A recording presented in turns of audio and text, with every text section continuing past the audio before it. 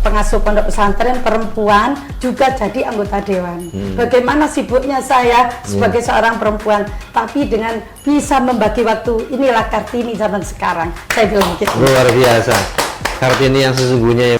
Lek sekolah dok, tapi gak mondok atau gak berasrama ya, ilmu hilang di dalan, Pak.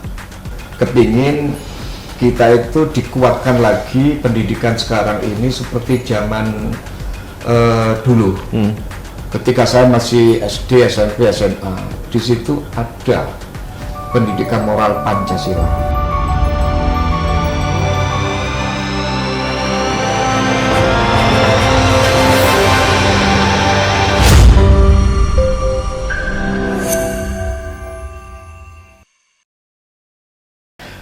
Assalamualaikum warahmatullahi wabarakatuh. Waalaikumsalam warahmatullahi wabarakatuh. Ya baik, kita ketemu lagi teman-teman Times Indonesia, dan tentunya kita masih di acara Jawara, program Jawara Jagongan bersama Wakil Rakyat Kabupaten Pasuruan. Untuk kali ini di momen Hari Kartini tanggal 21 April 2026, kita akan membahas dengan terkait pendidikan di Pasuruan dengan tema Ngobrol Pintar Masa Depan Pendidikan Anak Pasuruan.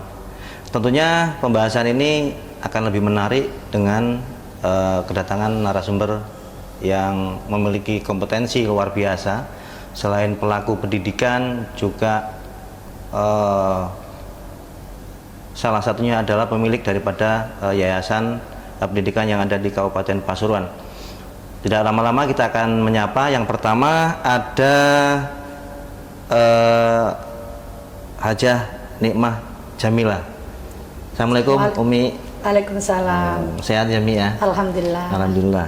Yang kita ketahui bahwa Ibu Umi Nikmah Jamila ini merupakan pemilik yayasan ya, di Areng-Areng. Bukan. Di Podokaton. Di Podokaton. Podokaton, Bayeman, Gondang Wetan. Gondang Wetan. Iya. Baik. Selamat Hari Kartini juga ya, Mi, ya? Terima kasih. Dan untuk narasumber selanjutnya adalah, ini senior juga di DPRD, ada Pak Haji Ahmad Soleh. Halo Pak, sehat? Alhamdulillah. Alhamdulillah, masih tetap seger ya? Coba kelihatan wajahnya Pak. Baru potongan kemarin. Oh, baru potongan kemarin. Dan satu narasumber lagi yang juga menjadi anggota Wakil Rakyat di Kabupaten Pasuruan. Beliaunya masih cukup muda, dan tentunya beliau juga pernah merasakan pendidikan di era Orde Baru atau milenial. Ada Pak Zakaria. Halo Pak. Assalamualaikum warahmatullahi wabarakatuh. Sehat ya Pak ya? Alhamdulillah sehat Bapak. Saya suka penampilannya Pak, menampilkan bahwa jenengan itu masih muda. Baik, yang pertama kita akan menuju ke Neng Umi ini karena beliaunya merupakan pemilik yayasan, juga ini momen Hari Kartini. Jadi kita utamakan beliau biar memberikan pengalamannya terkait dengan dunia pendidikan, Mi. Karena kalau kita tahu bahwa dunia pendidikan saat ini memang terbentur, ataupun banyak masyarakat yang terbentur dengan biaya. Lah, sedangkan di tempat jenengan sendiri saya tahu katanya ada sistem ataupun ada yang gratis ya. Iya. Nah, mungkin bisa disampaikan terkait hal itu. Jadi masyarakat itu nanti tahu, oh iya ternyata meskipun kita di tengah dihadapkan dengan dunia pendidikan yang cukup mahal dengan biaya, ternyata juga di Pasuruan ada. Dan pelaksanaannya seperti apa sih? Apakah sama dengan yang lain atau seperti apa? Monggo. Saya Nikmah Jamila, pengasuh Pondok Pesantren Rodotul Nur Salim, Yayasan Yanuba.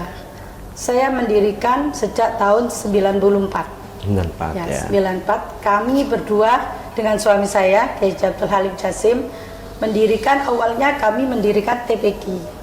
Yang awal mula murid kami langsung 60. Dan guru 3, saya dengan suami dan 1 guru dari luar. Kemudian kami mendirikan RA, Raudhatun Nur Salim. RA itu sama dengan TK. Kemudian setelah lulusan RA, kami memikirkan, kami membutuhkan lanjutan dari RA ini, kami mendirikan SD. Karena di Desa Podokaton ini, satu Bedukuan itu ada 7 pondok pesantren yang besar. Semuanya MI. Kami kepingin warna yang lain.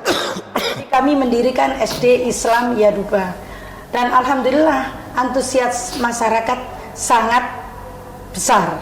Setelah sampai kelas 5 SD, kami juga memikirkan anak-anak ini kami harus pikirkan lanjutannya kemana. Akhirnya kami mendirikan SMP Islam Yanuba. Sampai SMP Islam Yanuba, murid kami pertama sudah 300. Alhamdulillah, kemudian kami melanjutkan lagi. Setelah anak-anak lulus SMP, kami kemana?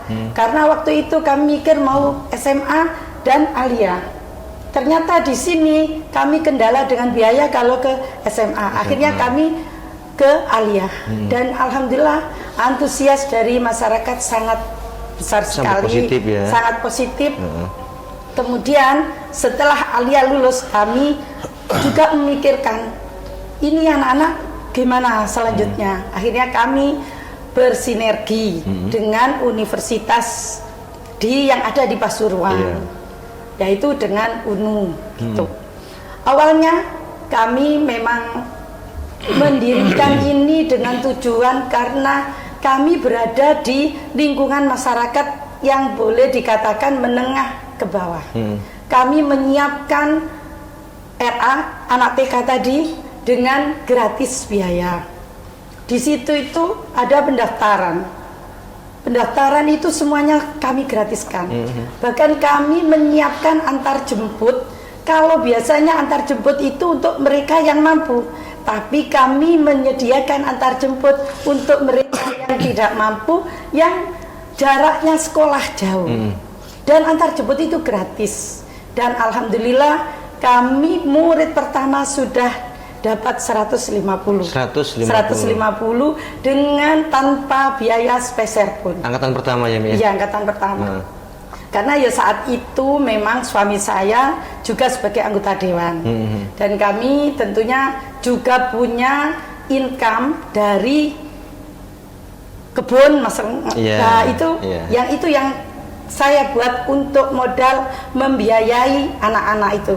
Saya punya keinginan, saya punya cita-cita, karena saya ini lulusan dari Darul Ulum Jombang, saya kepingin seperti yang di Jombang. Tapi saya kepingin punya warna lain, bukan hanya orang yang mampu, yang punya, yang bisa sekolah bagus. Tinggi, ya. Nah, itu makanya saya membuat seperti itu.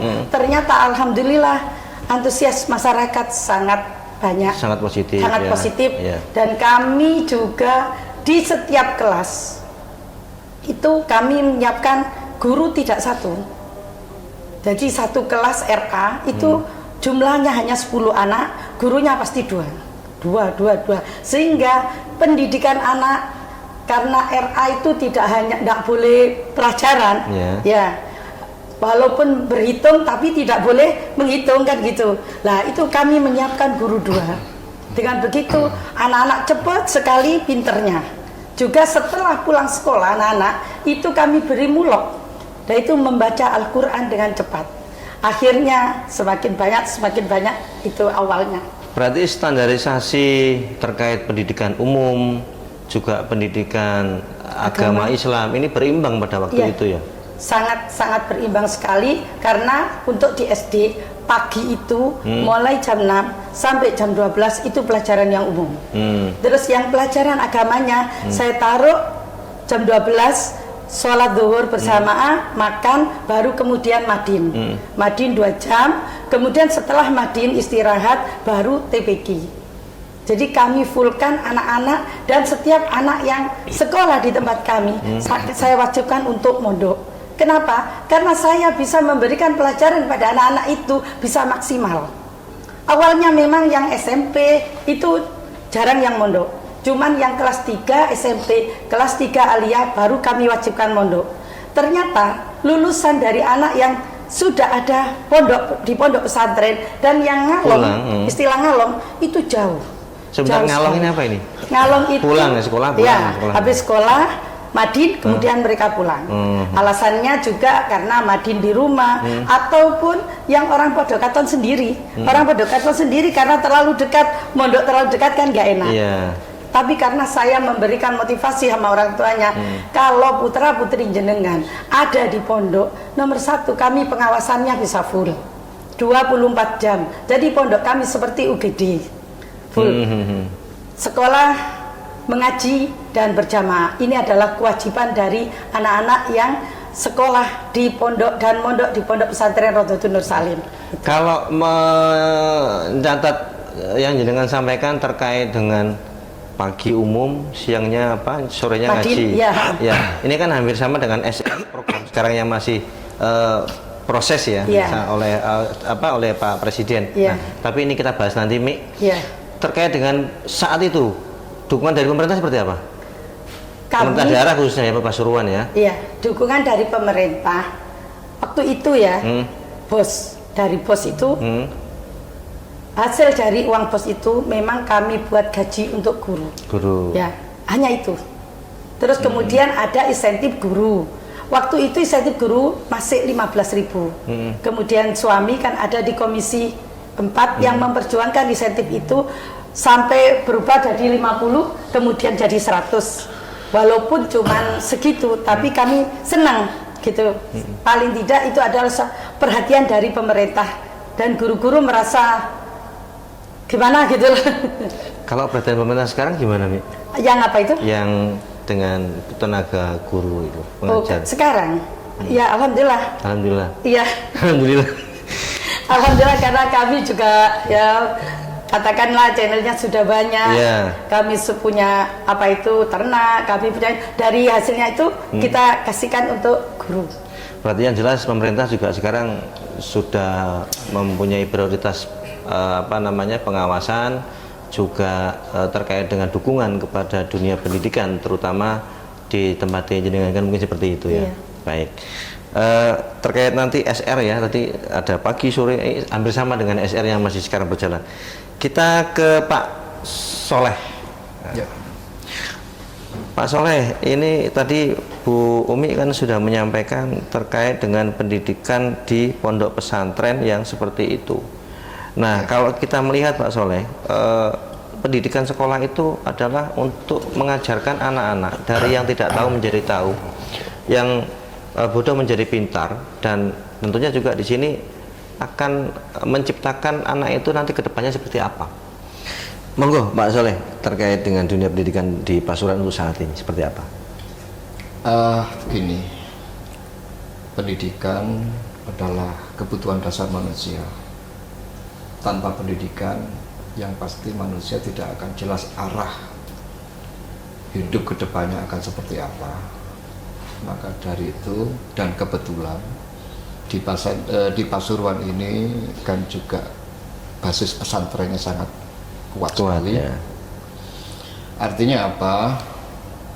Kita harus bersinergi antara pemerintah, pihak ketiga dalam hal ini para pesantren-pesantren, dan secara umum adalah masyarakat yang butuh sarana pendidikan. Jadi semuanya ini harus bersinergi. Nah, negara ini berdiri tentunya juga ada aturan-aturan. Sehingga kita tidak bisa sebebas apa yang kita mau, kita semua juga diikat dengan aturan, tapi tentunya aturan-aturan yang diberlakukan ini juga untuk bagaimana pendidikan ini bisa sesuai dengan arah yang diinginkan oleh pemerintah. Nah, di Pasuruan ini kita lihat pesantren begitu banyak. Di kecamatan saya sendiri aja mungkin kalau 35 pesantren ada.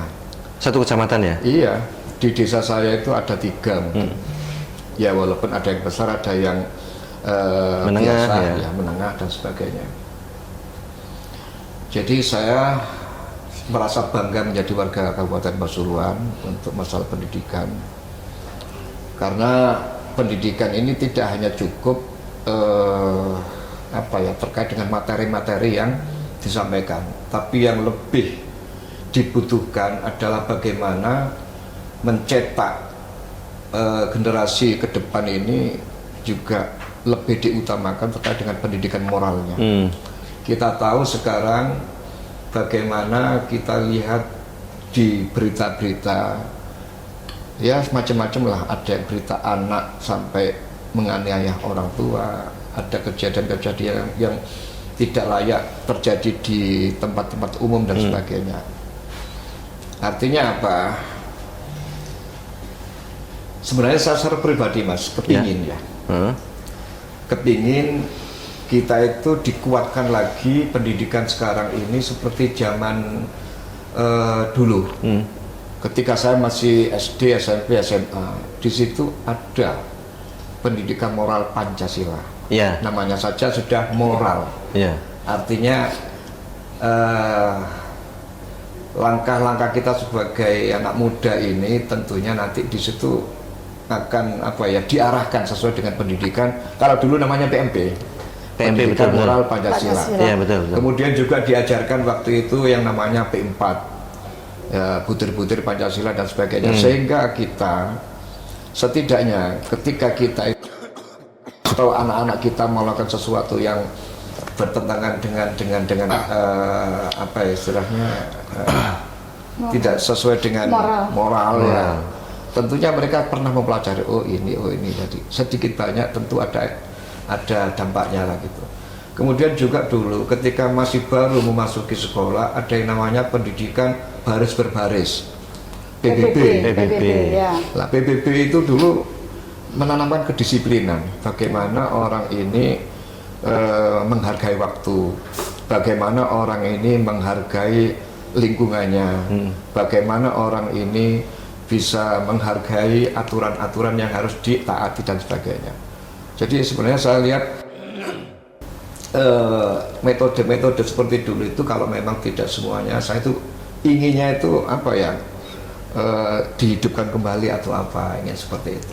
Jadi karena sesuai, tentunya sesuai jargonnya pasuruan kata santri. Ya, karena tentunya dulu zaman saya masih di SMP SMA itu penduduk Indonesia itu mungkin masih sekitaran 180-an lah, iya. Sekarang kan sudah 200 berapa ya, 240 juta atau apalah, harus segitu. Ya. Artinya ngurusi uang 180 juta karo uang 240 juta itu kan sudah ini ya jauh berbeda. Ya. Nah, malah hal-hal yang berhubungan atau berkaitan dengan pendidikan moral dan sebagainya lah ini saya pikir kok malah ini di skip lah gitu lah. Nah, ini hanya harapan. Pak, saya potong ya. Harapan ya. Tentunya mungkin orang-orang yang seumuran kita mungkin ya Mi ya.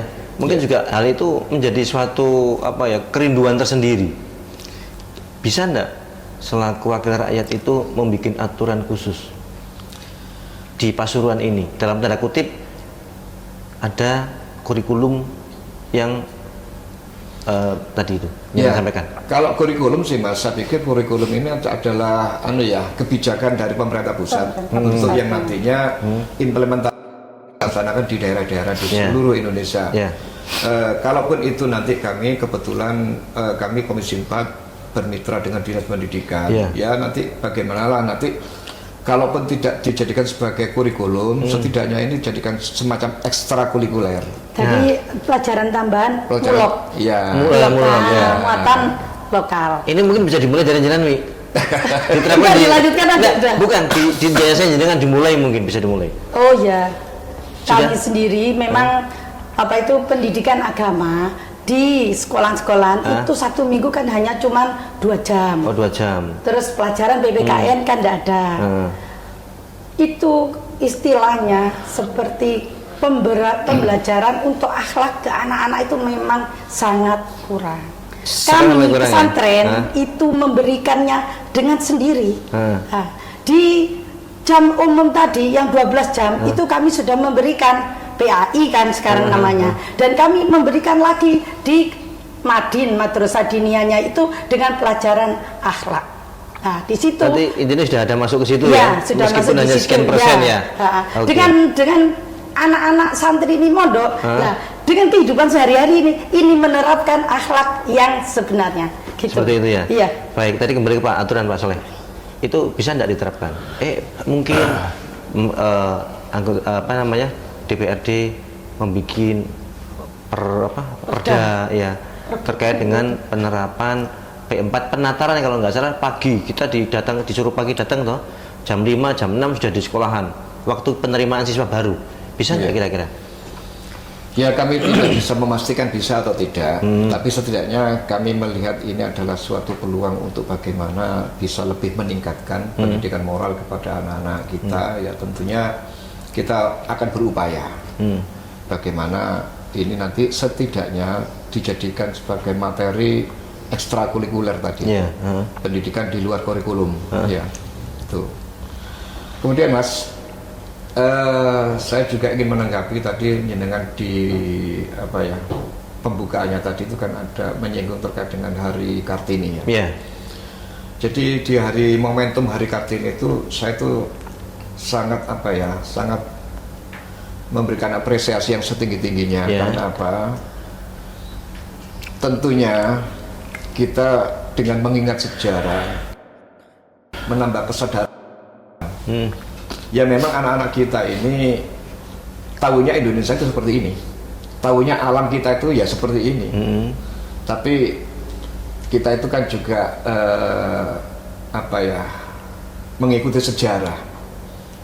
Artinya dulu itu kenapa di tanggal 21 April Hari Kartini memperingati perjuangan Ibu Kartini karena pada saat itu ada perbedaan gender, perlakuan berdasarkan gender.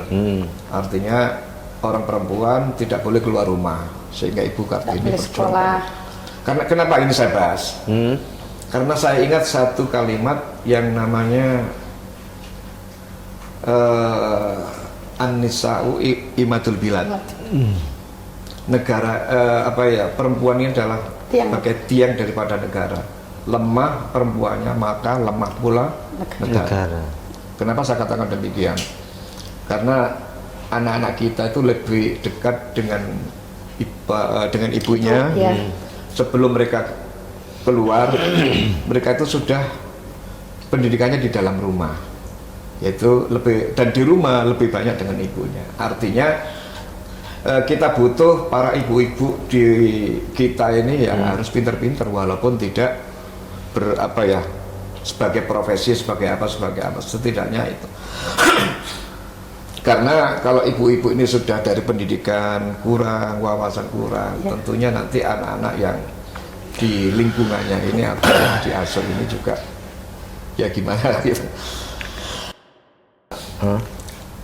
Cuman gini, nanti kita juga akan mendorong bagaimana peringatan atau agenda rutinan tahunan yang namanya peringatan Hari Kartini tanggal 21 April ini tidak hanya secara saya itu ingin betul-betul bagaimana esensinya dari peringatan ini. Tidak hanya lah Hari Kartini nggak jarik kabeh, nggak kebaya kabeh ya. Tapi kita harus bisa mengambil esensi dari peringatan ini apa? Bahwa yang tentang pendidikan. Jadi tentang pendidikan artinya ya kita lebih giatkan lagi pendidikan yang ada ya, dan kita juga tidak bisa seperti dulu mengurangi perkawinan dini. Nah, artinya gini, karena perkembangan teknologi ya sampai segininya ya lain kan jangan betul. Abah saya dulu zaman sekolah itu masih pakai sabak. Ya pakai sabak papan yang selesai terus dihapus lagi. Kemudian ada buku. Kemudian per hari ini kita teknologi sangat canggih, gadget dan sebagainya. Artinya dengan teknologi yang sudah seperti ini kita manfaatkan bagaimana untuk bisa nanti menunjang anak-anak kita supaya bisa lebih ini. Tapi di dalam internal Dewan sendiri, Komisi 4 terutama, pernah enggak sih Pak ada pembahasan ke arah sana? Jadi kan menyampaikan Hari Kartini momen yang untuk membangkitkan ya, ada esensinya seperti apa. Ada juga di tanggal 22 Desember Hari Ibu. Tadi kan juga disampaikan Hari Ibu. Anak itu kan dari ibu kan, ketika dari ibu ya. Nah, Ini kan mungkin dari dua momen ini berkaitan dengan perempuan atau dengan wanita.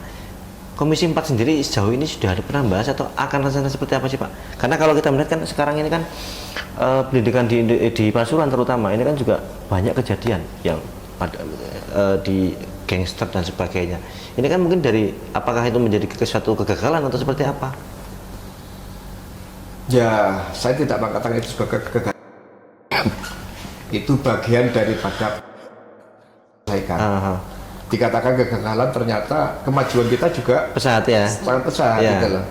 Jadi itu hal-hal yang seperti yang jenengan sampaikan tadi itu bagian daripada yang harus kami selesaikan. Nah, termasuk kami kebetulan fungsi kami sebagai anggota dewan ini salah satunya adalah fungsi pengawasan. Nah, otomatis dalam hal ini kami sering juga berkomunikasi dengan dinas pendidikan terkait dengan adanya hal-hal ya di lapangan yang kita itu melihat hal-hal yang harus kita atensi gitu loh. Kemudian kita nanti komunikasikan dengan dinas pendidikan. Ya setidaknya pada saat kita hearing atau rapat kerja dengan dinas pendidikan nanti di situ akan kita lihat program-program yang ada di dinas pendidikan ini efektif atau tidak, ini misalnya anggarannya cukup atau enggak, atau dinas pendidikan Pak ini sebenarnya kami butuh cuman ini kami kendalanya anggarannya, sehingga kami mendukung ke situ, mencari opsi-opsi solusi-solusi. Ya, termasuk kemarin kami juga terkait dengan adanya efisiensi kita sinkronisasi atau harmonisasi dengan dinas pendidikan. Jadi di situ kita sampaikan dengan adanya efisiensi ini kira-kira dari pihak sampean apa saja yang terimbas dengan ini. Oh kalau ini aman Pak, kalau ini saya lihat yang dikatakan aman ya memang itu penting. Ya saya sudahlah gitu. Ada juga hal-hal yang tidak terlalu urgent, barangkali kalau memang itu anggarannya tidak mencukupi ya kita upayakan dengan di kesempatan yang lain. Artinya di tahun anggaran berikutnya. Untuk tahun depan ya mungkin. Ya. Yang masalah Hari Kartini itu ya, kami, saya khususnya itu ke anak-anak memperingati Hari Kartini. Saya mencontohkan diri saya sendiri. Iya. Karena saya lulus SMA sudah dinikahkan. Tapi saya tidak putus asa sampai di situ. Ketika saya sudah menikah, saya melanjutkan ke S1 sampai S2 dan saya menunjukkan ini loh pengasuh pondok pesantren perempuan juga jadi anggota dewan. Bagaimana sibuknya saya sebagai seorang perempuan, tapi dengan bisa membagi waktu. Inilah Kartini zaman sekarang. Saya bilang gitu. Luar biasa. Kartini yang sesungguhnya ya Bu ya. Karena ada prestasi di mana kesibukan baik itu untuk kepentingan pribadi, kepentingan pendidikan, kepentingan masyarakat ya sebagai seorang wakil rakyat. Iya, dan luar biasa Bu. Pondok yang sungguh 24 jam harus dipikirkan. Harus dipikirkan. Ya. Saya pernah datang ke tempat jiran juga, jiran masih keliling di pondok itu. Kita masih di Jawara, Jagongan bersama Wakil Rakyat Kabupaten Pasuruan, dan kali ini juga masih temanya ngobrol pintar masa depan pendidikan anak Pasuruan untuk ke depan. Kalau tadi kita sudah membahas terkait dengan pendidikan di pondok pesantren, juga berkaitan dengan pendidikan pada masa dulu dan sekarang di zaman generasi Z ya, kalau sekarang orang-orang mengatakan seperti itu. Kita akan membahas terkait itu dengan wakil rakyat di sini, Pak Zakaria. Mas apa Pak ini? Mas. Mas boleh, Mas ya. Boleh. Baik. Pak Zakaria, terkait tadi sudah ada penyampaian dari beliau-beliaunya terkait dengan pendidikan dulu sekarang, juga terkait dengan pendidikan di pondok pesantren. Nah ini kan kalau jenengan kan mengalami di masa-masa era sekarang, ya kan, di masa dimana mereka semuanya sudah modern. Siap. Ya, apa yang disampaikan oleh Abah Soleh tadi juga mungkin jenengan apakah mengalami pada masa-masa itu apa tidak? Nah sebetulnya pola pikir seperti anak-anak sekarang seperti apa sih Pak? Meskipun ini di sini jelas sudah wakil rakyat ya, tapi kan untuk melihat sistemnya kan berbeda, monggo. Jadi saya ini juga termasuk pemuda yang dipercaya oleh warga masyarakat, yang mana saya pun juga masuk di Komisi 4 yang bentuknya pendidikan juga.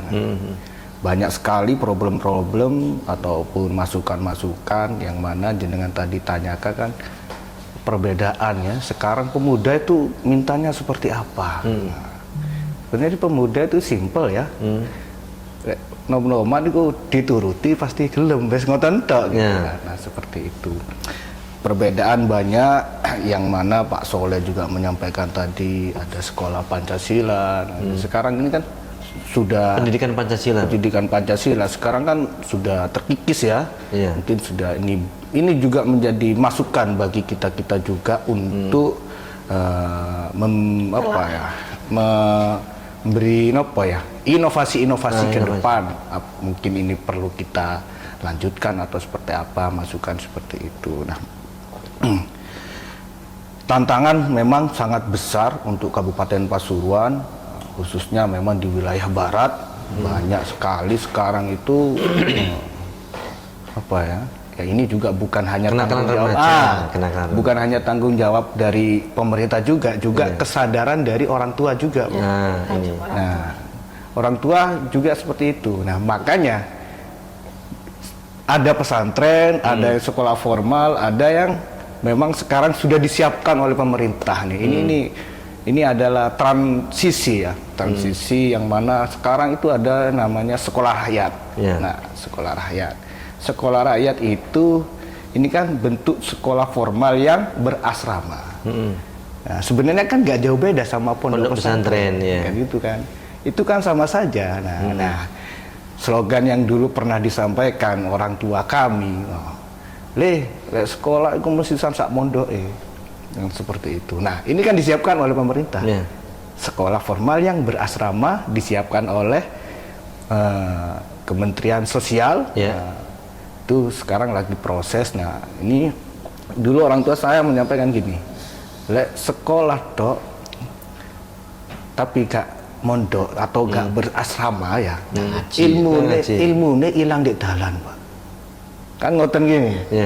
Nah, makanya ini juga menjadi masukan ataupun perubahan yang lebih baik dari kemarin. Ini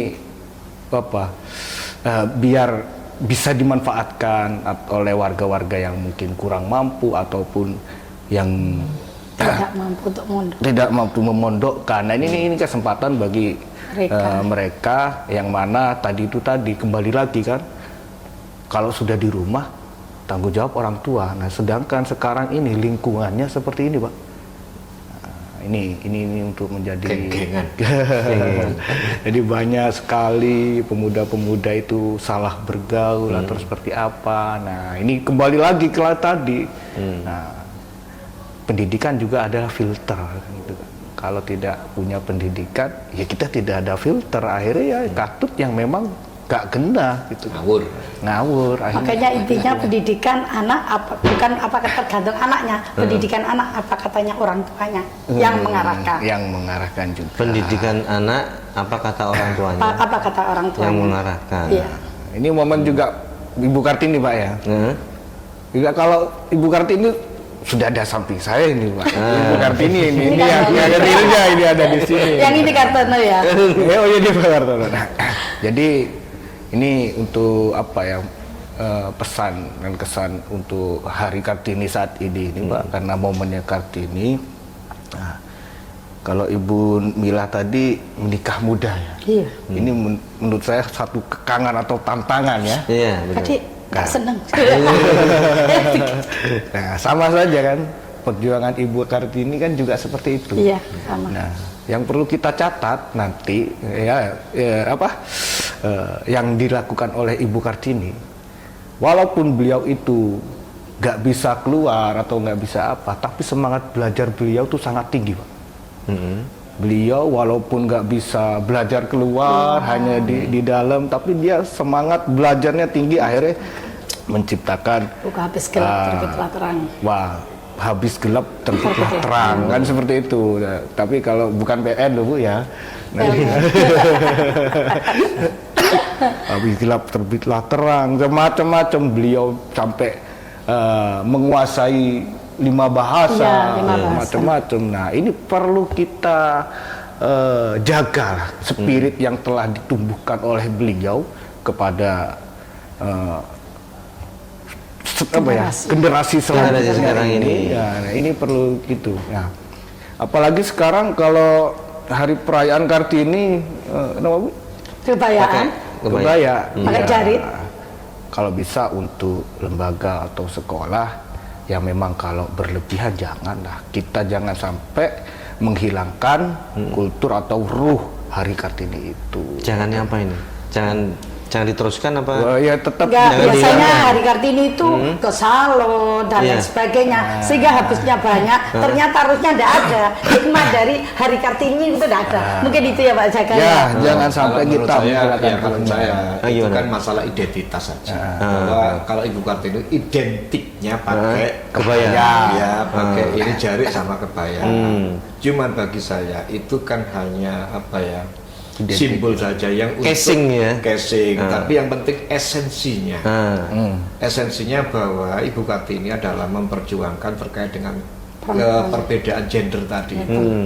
Dari perempuan yang dimarginalkan, kemudian memperjuangkan bagaimana sosok perempuan bisa setara dalam hal ini hak dan kewajibannya terhadap dirinya maupun lingkungan, apalagi di negara ini kan gitu. Jadi Kelihatannya, kan di situ. kelihatannya juga menjadi PR tersendiri bagi Komisi 4 ya untuk kedepannya ya. Kita Ya. kan masih 4 tahun ke depan ya Pak. PR dalam artian yang apanya Mas? Untuk tadi esensinya itu tadi. Memberikan hari Kartini.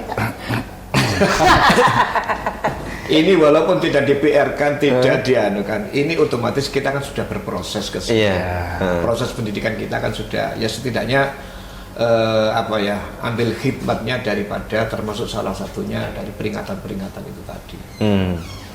Situ. Iya. Pak Zakaria, Siap. tadi jenengan menyampaikan uang nomiku yang penting ngerti apa karepannya dituruti. Dituruti. Nah, sebetulnya karepnya apa sih Pak? Kayaknya apa sih? Ya ini Pak, ini Apa sih sebenarnya? kita di sini kan juga bagian dari pemerintahan ya, yang mana pemerintahan ini juga menjamin sarana dan prasarana terkait pendidikan, kan seperti itu. Nah, makanya kita itu memikirkan sebagaimana keamanan, kenyamanan ataupun sarana pendidikan itu lebih nyaman. Nah, kalau wis enak berarti kan merasa yang murid itu kan tenang, nyaman. Nah, ini kan seperti itu. Contoh ya, kalau yang di TK ya kita kasih sarana untuk ya nopo karepe sih cek kerasan di sekolahan, ya kita kasih nopo Permainan Disesuaikan luar. dengan usianya. usianya. Nah, studi kalau di visual. kalau di sekolah nopo contoh yang di kemarin ya, Ya. yang di mana kemarin ada hibah terkait truk tuh. Truk yang disupiri Bapak Kepala Desa sendiri. Ada daerah Kejayaan kalau nggak salah sih, ada hibah, minta hibah, salah satu desa tuh minta hibah ke pemerintah daerah, itu dikasihkan truk yang memang sudah tidak dipakai. Nah, ini inovasi sebenarnya, inovasi ya. Truk untuk mobilisasi sekolah ya. Dibikin Bukan Mbak, bukan odong-odong Mbak, bukan. Mungkin kayaknya ini bekas dari Satpol PP ya mungkin ya, karena kan ini buat antar jemput sekolah. Iya. Yang nyupiri kepala desa sendiri kan. Iya, Nah, betul. ini kan juga inovasi juga kan. Nah, kesadaran dari kita. Nah, ini kan juga termasuk nuruti juga loh Pak. Nuruti arek-arek cek belum sekolah kan seperti itu kan. Nah, makanya kita punya tantangan di situ. Nah, dan tentunya kami juga memikirkan ya, karena keterbatasan kita ya opo sekiranya lah dengan kekarapan arek nom-noman iki dan juga anggaran terbatas ini bisa terpenuhi semua. Mungkin itu dari saya. Ini bermuara juga ke anggaran ya. Ya, iya. Pak. Mungkin bisa nambah untuk anak-anak muda katanya tadi, pokoknya dituruti, arek-arek nurut. Sebagai contoh, kalau anak-anak muda, cik ini tak trek-trekan, tak tukok no bola. Nah, lapangannya kita siapkan. Insya Allah kan harganya bola cuman berapa, tapi dengan ada kegiatan olahraga, sepak bola, anak-anak kan semangat, seneng. Jadi kegiatan yang untuk balapan tadi akan berkurang dan akan dialihkan dengan adanya kegiatan olahraga di desa tersebut. Mungkin itu Semacam kegiatan ekstrakurikuler kalau di Ya, sekolah. sama Ya. saja itu. Iya. Ekstrakurikuler banyak. Ya, ya. banyak ya banyak kegiatan. Itu Kartini Gus, ini beliau ini. Umi ini tadi ini. Terkait dengan kesejahteraan guru, Pak. Wah, Kami bisa menambah yang masalah guru itu. Kalau di sekolahan, kepala sekolahnya itu tertib, sesuai dengan aturan, tidak selalu nambah titipan. Nah, kebanyakan itu kepala sekolah itu membawa titipan. Kepada anaknya temannya, anaknya sendiri, daripada nganggur, akhirnya dimasukkan. Sehingga guru yang non PNS itu banyak. Sehingga ini dijadikan beban daerah, kan tidak bisa, tidak mungkin. Saya contohnya, saya swasta. Guru SD saya itu 6. Ya 6 sesuai itu. Tapi kami memang menyediakan guru yang untuk mahasiswa yang praktek, itu kami jadikan GM. Jadi kami tidak ada masalah. Tidak ada masalah ketika tidak ada dana dari pemerintah. Tapi dari guru 6 ini mereka terdaftar. Nah, karena mereka terdaftar dalam Dapodik, dalam itu semuanya, sehingga mereka mengikuti sergu, sertifikasi guru. Walaupun mereka bukan PNS, tapi mereka sudah terdaftar jadi sergu semuanya. Jadi aman. Kalau mereka bisa tertib lah. Kebanyakan ini kemarin contohnya guru yang dirumahkan karena di suatu sekolahan itu. Lah, yang tambahannya ini yang banyak. Angkatan dari kepala sekolahnya, bukan angkatan dari dinas. Nah, itu. Dan juga mungkin juga bukan menjadi dari sumber daya manusianya juga ya, Bu ya. Kalau kita melihat itu ya. Kebanyakan mereka lulus terus daripada nganggur lah, itu jelek. Nah, daripada nganggur tak titip nopo bung kepala sekolah kenal. Tambahkan ya Pak ya. Ini permasalahan yang kita dapat di kemarin kita keliling, Mbak. Memang banyak perekrutan itu yang nggak prosedural. Lah ya itu SK kepala sekolah itu tadi. SK kepala sekolah itu tadi. Nah, ya alhamdulillah kemarin ada aturan harus SK dinas. Harus harus P3K kan? Iya, harus SK dinas sehingga bisa lanjut ke P3K. Nah, berarti dari sebagian mereka SK kepala sekolah ya? Iya, betul. SK kepala sekolah. Pernah ini kejadian seperti ini. Ada di salah satu daerah Sukorejo. Ya, dan beliau memang masuk dari salah satu yang tidak masuk P3K kemarin. ya. Akhirnya dirumahkan kan gitu kan. Nah, ternyata riwayatnya tuh sangat prihatin lah. Ternyata beliau tuh dari tukang bangunan, dikenal oleh gurunya, kepala sekolahnya. Akhirnya diikutkanlah penjaga kebersihan. Nah, akhirnya beliau masuk dan sekarang mengajukan untuk P3K, Pak. Kan nggak rasional menurut saya situ. Seleksinya di mana? Kan nggak ada. Nah, ini salah satu kasus yang kemarin kejadian di daerah Kabupaten Pasuruan, yaitu di Sukorejo. Jadi terkait dunia pendidikan yang kemarin sempat ramai, adanya banyaknya tenaga pengajar yang dirumahkan, itu ternyata banyak hal-hal yang tidak diketahui oleh masyarakatnya. Jenengan selaku wakil rakyat akhirnya kan turun ke lapangan untuk mendalami apa sih sebenarnya yang terjadi, dan banyak hal ditemukan yang memang tidak sejalan dengan aturan yang ada untuk saat ini. Termasuk kami memanggil kepala dinas pendidikan yang disampaikan oleh Mas Zakaria tadi itu, bahwa kita awalnya seakan-akan menyalahkan dinas. Kenapa terjadi kegaduhan seperti ini? Akhirnya dinas pendidikan menjelaskan bahwa yang dinonaktifkan tadi itu memang tidak ada yang kata Nila tadi yang direkrut oleh kepala sekolah. Artinya tidak ada di Dapodik bukan SK dinas. Iya. Ternyata itu perekrutan dari kepala sekolah, kebijakan kepala sekolah sendiri, dan itu ya otomatis tidak ada data-datanya nggak ada. Mereka yang ada di dinas pendidikan gitu. Dan ketika kepala sekolah ini pindah, datang kepala sekolah baru, karena ada rasa pekewuh, masih bertahan di situ, seperti itu mungkin ya. Baik, tim Lovers, kita masih di Jawara, Jagoan Bersama Wakil Rakyat, dan tadi sudah banyak kita kupas terkait masalah dunia pendidikan, dunia peringatan Hari Kartini yang diharapkan oleh Pak Soleh. Tadi ada esensi yang didapat juga dari Umi Laila terkait Mila ya, terkait dengan dunia pesantren itu seperti apa untuk generasi Z, seperti yang disampaikan Mas Zakaria juga Yang penting kemauannya dituruti. Nah, itu tadi.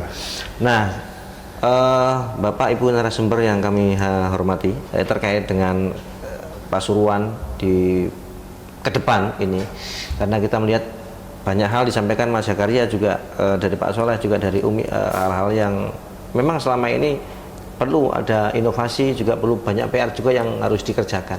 Mungkin ada sesuatu yang ingin disampaikan, pesan kepada masyarakat Kabupaten Pasuruan terkait pendidikan, terkait peran dari orang tua untuk menghindari hal-hal yang tentunya negatif bagi mereka, bagi anak-anak mereka. Monggo ke Ibu Kartini dulu.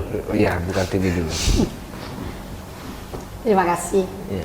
Kami sesuai dengan Kabupaten Pasuruan adalah kota santri, saya mengharapkan bagi orang tua untuk pendidikan anak ke depan, karena keadaan situasi yang seperti ini, karena kami dari pesantren monggo putranya ditaruh di pesantren, karena di pesantren tidak hanya diajarkan ilmu agama, juga ilmu umum, juga ilmu kehidupan. Kami juga menyiapkan bagi mereka yatim dan duafa gratis. Kami juga memberikan seluas-luasnya kepada mereka yang ingin nyantri, mencari ilmu semaksimal mungkin. Kami di sini juga pakai sistem gendong indit. Mereka yang mampu bayar yang banyak, mereka yang tidak mampu 0% juga bisa. Itu yang kami terapkan kepada mereka, sehingga mereka ada di pondok mencari ilmu dengan hatinya senang, karena saya jadi ibunya di situ, dan saya memberikan ilmu, memberikan kasih sayang kepada mereka semua, sehingga ilmu yang mereka peroleh akan manfaat yang tadi katanya Mas Zakaria, lek ndak ambil mondok ilmu nentek di dalan, artinya itu kurang barokah. Nah, Berarti di pondok pesantren diberikan tidak hanya ijazah, lulus SMP pondok pesantren dapat ijazah juga dapat barokah. dapat barokah. Iya. Dan tentunya bagi masyarakat Pasuruan yang kalau yang ingin mondok gimana Bu caranya? Datang langsung atau gimana ini? Sekarang sudah ada online. Oh, jadi online ya? Iya, ada online ya. Mungkin bisa dibuka di web Pondok Pesantren Ya, ya. Rodotul Nur Salim. Rodotul Nur Monggo, Salim, silakan. ya. Terima Thank you. kasih, saya siap 24 jam. 24 Rodotul jam. Nur Salim terbuka. Terbuka. Pak Soleh, bagaimana yang masyarakat ini akan disampaikan sama jenengan, kemauannya seperti apa sih, atau pesan kepada masyarakat bahwa rek ya opo ayo anak muda, atau seperti apa? Monggo.